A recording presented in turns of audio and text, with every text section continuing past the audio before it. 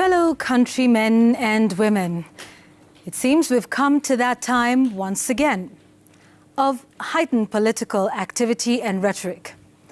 And yes, I know a general election is by its very nature divisive. You see, one is forced to make a choice. You choose one idea over the other, one candidate over another. And you can only choose one leader, one manifesto, one party, one coalition that you believe will serve you, your friends and loved ones. And so it is not surprising that we're being bombarded by competing ideas, speak and double speak, sound debate, shouting matches, political rallies, name-calling, accusations and counter-accusations. We're hearing epithets and tribal and bigoted slurs. It is all part of the democratic process, some of it at least. The rest is just bad manners. This is also a time of heightened emotions, of great contestation. So with just about 1 month to go, what is one to do?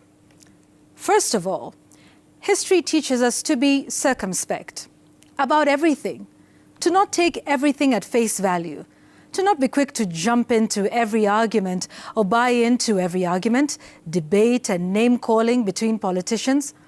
Many times, there is more than meets the eye when they are seemingly on opposite sides. Seemingly being the key word here. Now, history also teaches us to be careful of the now many politicians who are having their Damascus moments, claiming to have seen the light and now changed from Saul to Paul, evangelizing and proselytizing values and people they trashed only a few months or years before. Furthermore, never forget that the currency of our politics is betrayal and dishonesty. So keep your eyes wide open. Secondly, read all those manifestos for yourself. Interrogate them. Question everything, every promise, every pledge. Ask how they're going to deliver what they say they will. Because if history has taught us anything, it's that promises are broken. Some by omission and others by commission. And speaking of those politicians, it goes without saying that our behavior as citizens is influenced in part by the political class. You see, political culture tends to be top-down. It works exactly the same way as a household hierarchy, where younger members of the household do what they see than what they are told.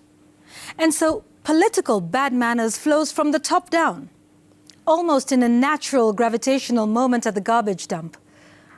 I work for television, and indeed television news, but I must tell you it can be difficult to present, to watch, or to listen to some of those stories.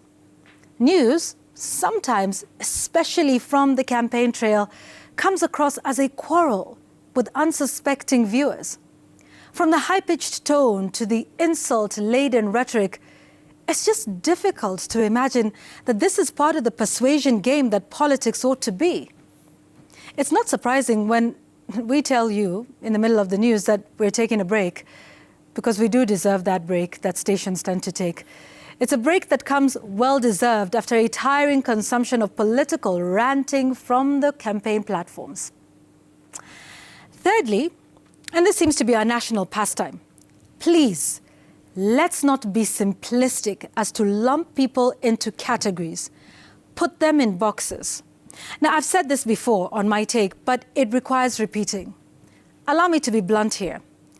Folks, it's entirely possible to be a supporter of the handshake and disagree with the president or Raila Odinga's handling of issues.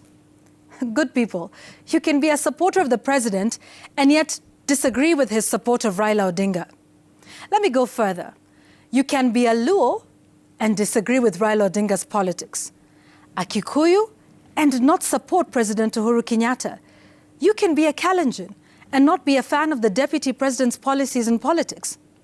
Better yet, you can be a Luya and not believe in the so-called Luya unity. Imagine, guys, it's possible. Finally, please support who you support for whatever reason. It may be because you think they're smart, they're intelligent, they're progressive, or maybe you just like the way they look. That's your business.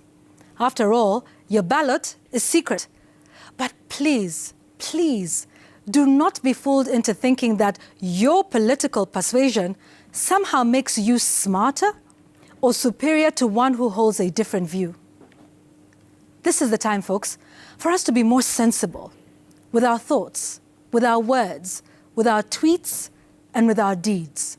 Now more than ever, because in the end, the slogans will come and go, the season will come and go, the alliances too will come and go.